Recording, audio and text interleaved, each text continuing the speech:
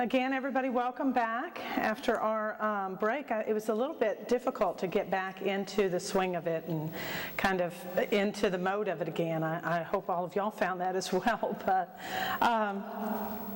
actually, last week I was busy because I was traveling to see my mother in Arkansas, and it kind of fits in, I thought, with the story. So I thought I would begin with that. I've lived in Kingwood for 19 years, and it's a trip that I make at least twice a year. I make it usually with my two children that are now, they're not children anymore, they're 25 and 20.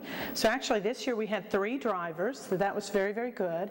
But it's a trip that's very familiar to me after 19 years and twice a year. You know, it's kind of one that I can do on autopilot. I don't even think about it, with the exception of the last couple of years when I've had a son that was in college in Dallas, so I would make a detour and go through Dallas. But for the most part, I always take the same route every time. And I go up through eastern Texas. I follow 59 up through eastern Texas, and I go through the Kiamichi Mountains of Oklahoma, which are beautiful. And then I don't cross into Arkansas until the last half hour of my trip. And again, there are a lot of little shortcuts and turnoffs and things like that we've discovered over the years, but it's one of those things where I would be very hard-pressed to explain it to somebody else because it's more the terrain that's familiar than it is the highway number. I don't pay that much attention. So I am very comfortable with those, you know, those jokes in old movies or whatever where they stop and they ask somebody for directions. We actually did that in Arkansas. We stopped in the mountains and asked a little man for directions, and my mother told me, let's not ever do that again, because 20 minutes later he was still telling us different stories about the directions.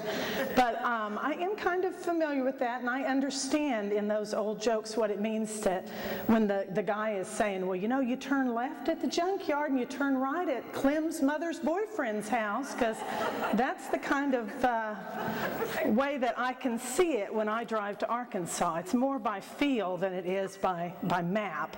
I don't have to get a map out. Well, on the way home, we decided we needed adventure. We needed something new. You would think I would have learned, but I have not. So we decided we would take a new route home. We would not go the familiar. After all, we had 3 drivers. We would do something different. So what we chose was Highway 71 South down western Arkansas. If anyone is familiar with that, it would take us into Texarkana, and then it would take us eventually to Shreveport, and we would meet up with Highway 59, and that would take us back into Kingwood, and it just really sounded like a wonderful idea to do that. What we discovered, and what they don't really show you on the map, is that Highway 71 is mostly one lane. It has a lot of little bitty towns, so you would finally get up to 65 and a speed zone would come and you would go down to 55, 50, 45, 40, and you would, you know, stop at the little town, and there was slow moving traffic and there were relatively few places to pass, so it was not quite as adventurous as we had anticipated.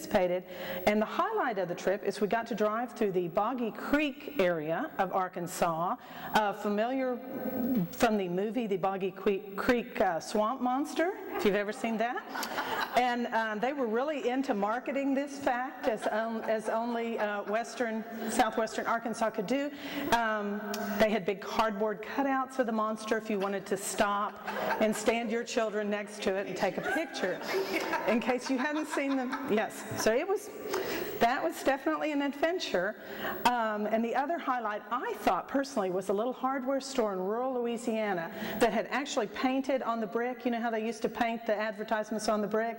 And it said, founded in 1924 or 1922, we don't remember which. And I thought it was funny that they memorialized that on the side of their building. But anyway, after 5 hours, we pulled into Shreveport. We found a great Cajun restaurant. It was dark by that time, and we all agreed that the detour was not as much fun as we had anticipated. So we pulled out maps of Arkansas, Louisiana, and Texas and started to study the closest and fastest way that we could either get back to Kingwood or at least back to the route route that we were on autopilot with, that we were familiar with. And because it was night and it was dark, we decided that we would just take I-20 across to Longview and get back on our regular route, which is what we did. And 4 hours later, we pulled into the driveway, and we were very happy to see it and vowed never to try anything new again. But as I started to read this week's lesson, I was very aware of that little detour that we took, and how easy it was to stay on the familiar route and to stay with what I was familiar with rather than to head out into the unfamiliar, how different that was. And the circuitous route that the Israelites had to take as they went from Egypt to Canaan, I couldn't help but be reminded of what it was like to be in that uncharted territory. Imagine heading out from Egypt into the unknown, and later they will even grumble and complain to Moses and say, well, when we were in Egypt, it wasn't so bad. They'll forget about the slavery part, and they'll forget about the slavery part, and they'll say, we could return to the flesh pots of Egypt where we had enough to eat and we were comfortable, and they'll forget about that slavery part. Because what's familiar sometimes is hard to let go of. The passage begins with, "Now when Pharaoh let the people go, God did not lead them by the way of the Philistines' land, though this was the nearest." I gave you guys two different maps, and I'm going to refer to them several times because they were the maps that helped me.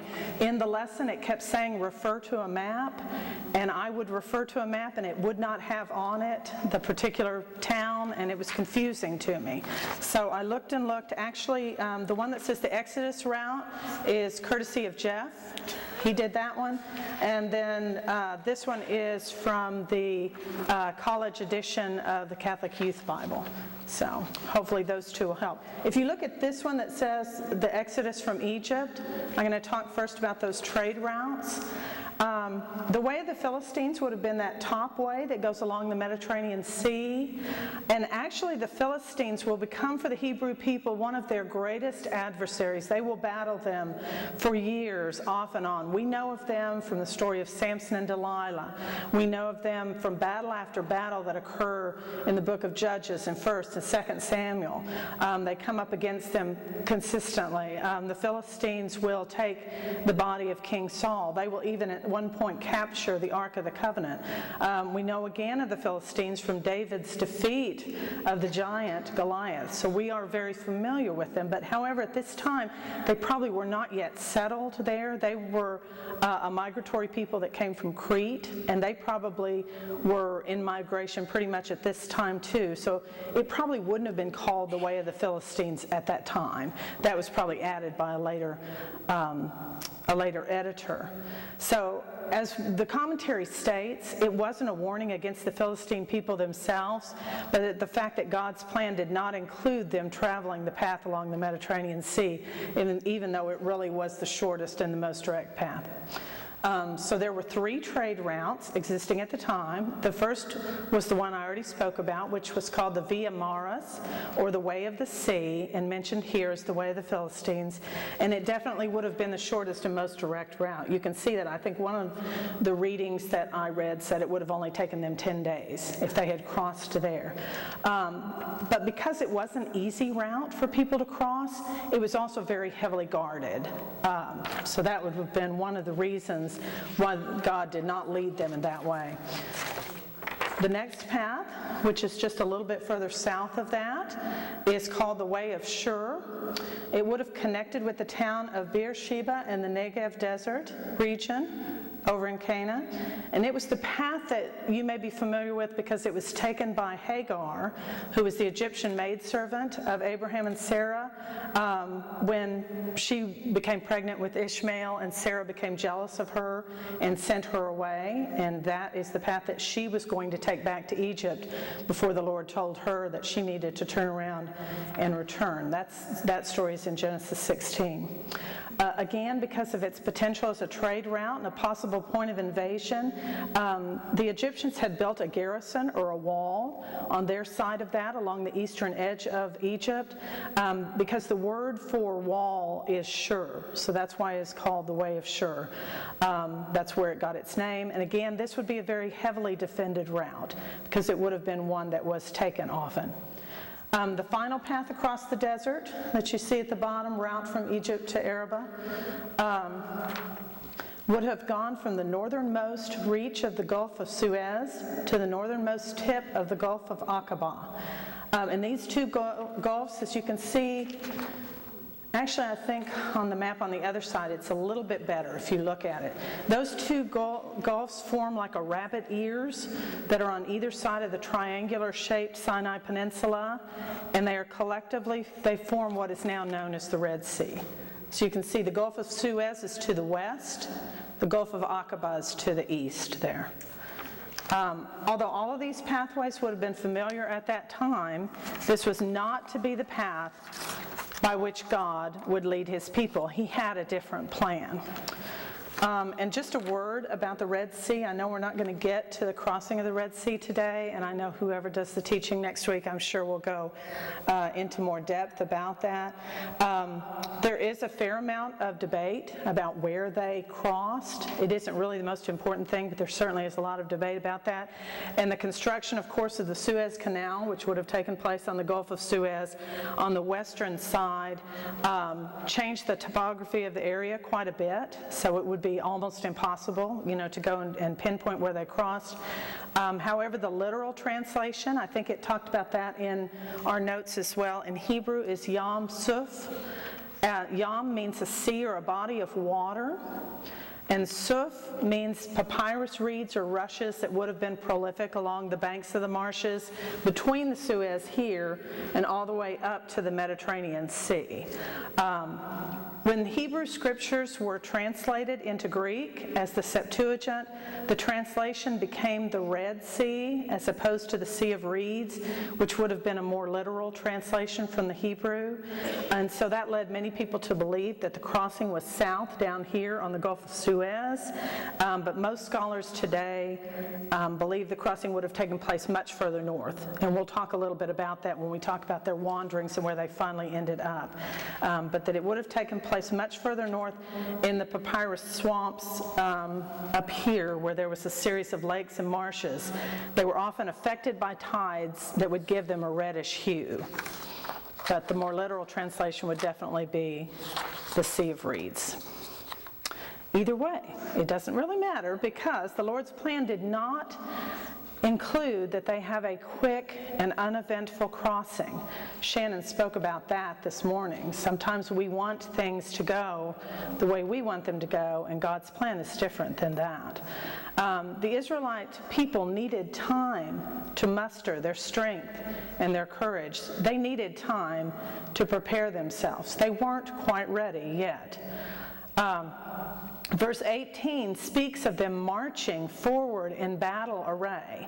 And this seems kind of out of place, I think, to us, because they weren't expecting to enter immediately into battle.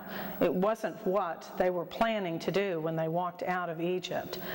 Before the break, when we studied about the Passover and about their leaving, there were a couple of points that I wanted to touch on that may give us some light about that. First of all, we read that 600,000 men would have marched out of Egypt. We don't know for sure if this was an accurate account or a symbolic number, but it's most likely a symbolic number, because it would have been 50 columns of men of 1,000 each, multiplied then by the 12 tribes of Israel, and it would have made them 600,000 strong, a significant number. And for those who were writing this and recording the history of the Israelite people, it would have been a dramatic symbol for their nation, that 600,000, 50,000 from each tribe would have marched out of Egypt. Also, when we talk about how were they dressed, how were they asked to dress when they ate the Passover, we read they were told to eat with their loins girt, sandals on their feet, and staff in hand. So it doesn't talk about what we might visualize as battle array, which would be swords and armor and things like that. It's kind of a different battle that they were entering into. They weren't really ready for battle per se, but they were ready to march out of Egypt. This was no disorganized rabble that fled for their life. The speed with which they had to leave Egypt did not degenerate into panic. Everything was in order, and they were ready to go. There's further evidence of this order in the fact that they stopped and they took the bones of Joseph with them, as they had promised to do. Most likely this was the mummified remains of Joseph, according to what it says at the end of Genesis 50.